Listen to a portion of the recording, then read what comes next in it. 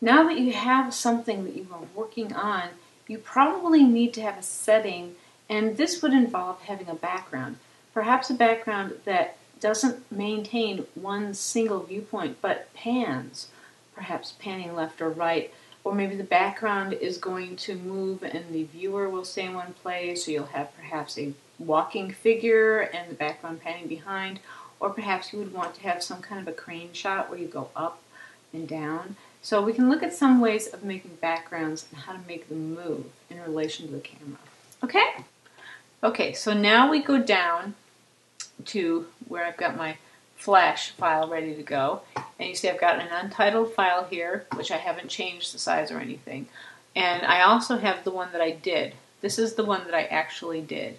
This is my file that I did originally to show you. So I'm going to show you what I've got going here. Go to frame 1, and when I'm back in frame 1, I'm going to show my frame. And if you go to the view and you change the view to turn off pasteboard, then you just see what it is basically going to show. And so that gives you an idea. This is what is going to show on your screen. And I'm going to change that back to the other view.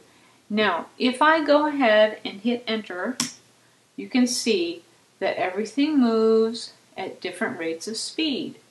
And that way you can tell that you're moving, okay? And there's still a little bit left to pan through if you want to.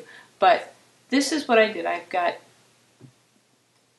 a symbol, which is a graphic symbol, and I called it pan.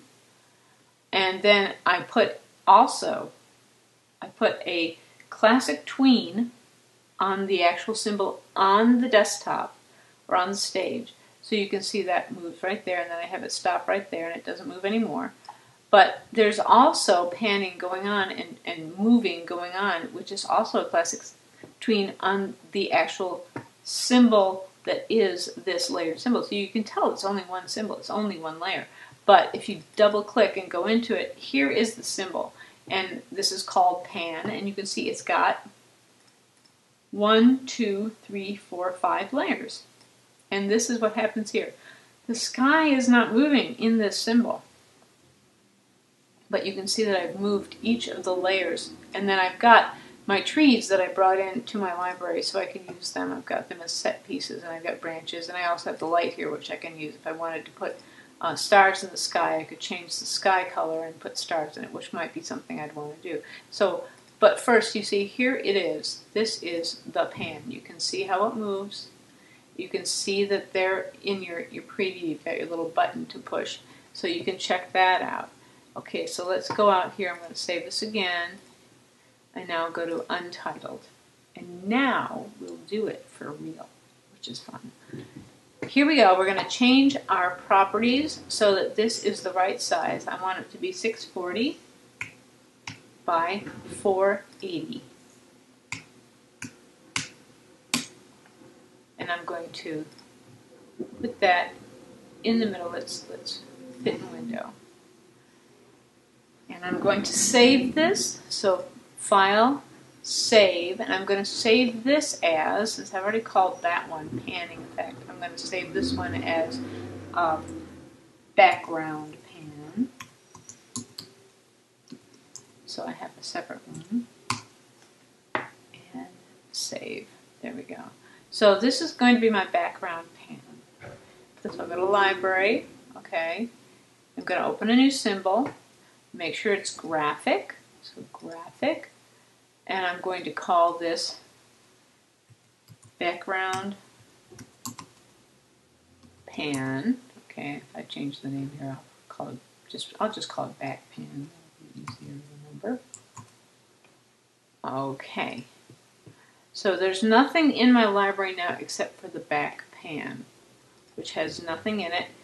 There it is. I'm going to click right there on frame number 1, and I'm going to go File, Import, Import to Stage, and I'm going to import my Panning Background AI.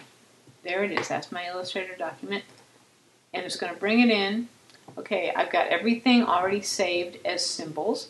I've got all the layers set up, It's all ready to go. And there it is.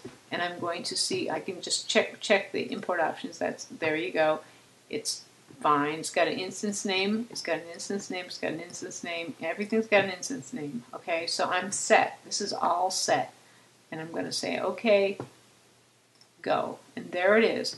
And it puts it right there, so it's right hugging up to that corner dot there. And here it is.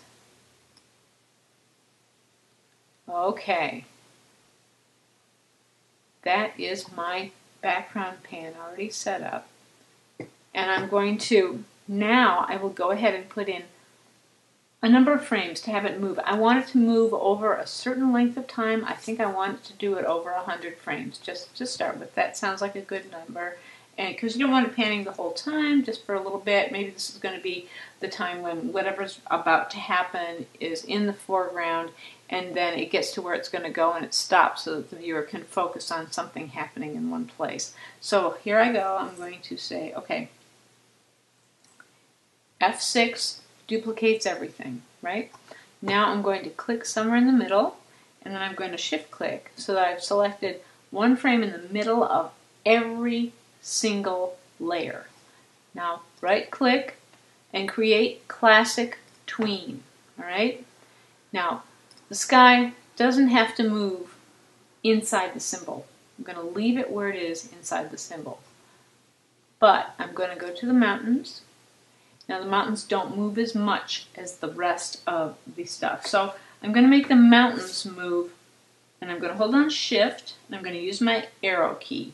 I'm going to be moving it towards the left. Okay, so everything starts out lined up to the left, and it moves towards the left.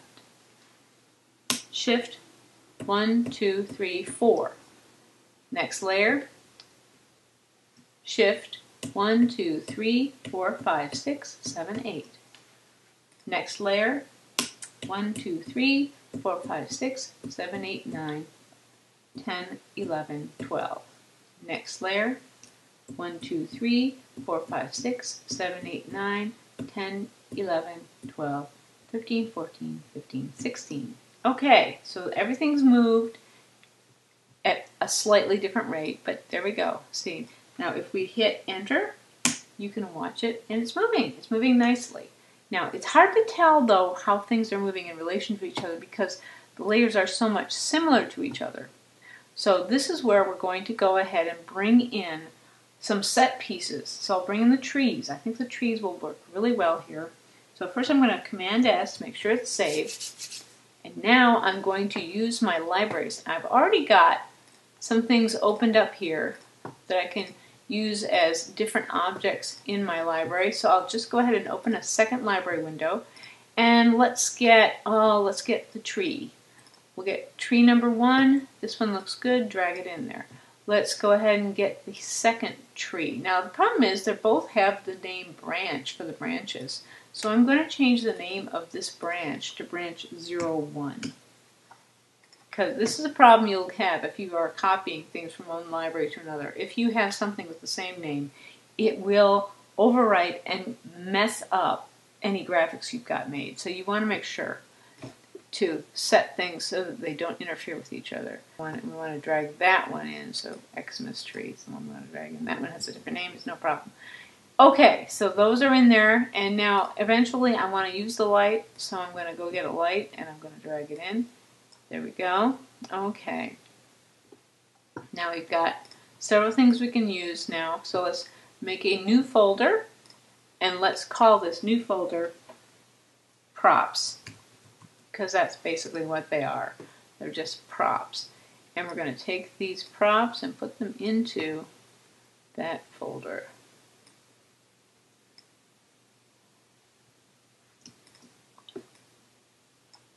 And there's our background pan, and there's our props. So let's bring in some props. And we don't want to put them into this. We want to put them into the original symbols, which are in the assets folder. As you remember, everything that's in something is going to go into an assets folder. So here's all the assets for that. So we're going to go into this by locking everything, selecting this so the first layer is selected, and now I'm going to open it up and I'm going to drag a tree in. Make it look nice. And let's get this where we can see it really good. This can be very close to the foreground and it can overlap the edge. That might be kind of fun. And then let's bring in a second tree. Oh, come on.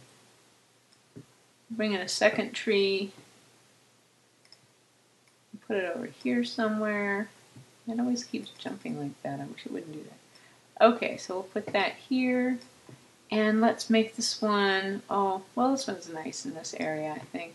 And then we'll put in another tree in the middle that will make even a little smaller. We won't put it exactly in the middle, but we'll make it smaller first. And put it like it's like a little bit further back. So let's see how that looks. I think I'll flip it so it doesn't look too much the same. So transform and flip horizontal, and there it is. Okay, so that's good. And we'll Command S on that. And let's go back to the background pan. And there's those trees. That looks pretty nice. Okay, so now we'll lock that layer. And let's see, let's go to the dark green layer. We don't have to have trees on every single layer, but we'll go here. And now we'll make them smaller. And we can also use the properties to make them look less contrasty. So let's bring in, I think, the shorter, more dumpy looking tree. And let's bring that up here and we'll make it much smaller. Like that.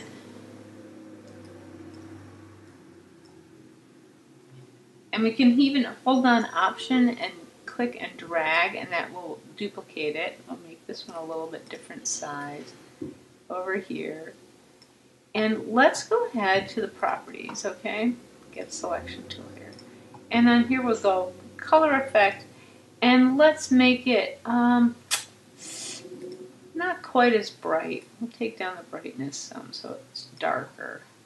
And this one as well. So we'll go for brightness and make it sort of darker. There we go, that's good. Okay, and then we'll go back to the back pan. Okay, and now we can lock that, and let's go to the mountains. And on the mountains, we can just use the branch. We'll just use a branch, and we'll duplicate that. That one's too, not really a tree shape, but this one looks good. We'll use this as a tree, and we'll make it very, very small.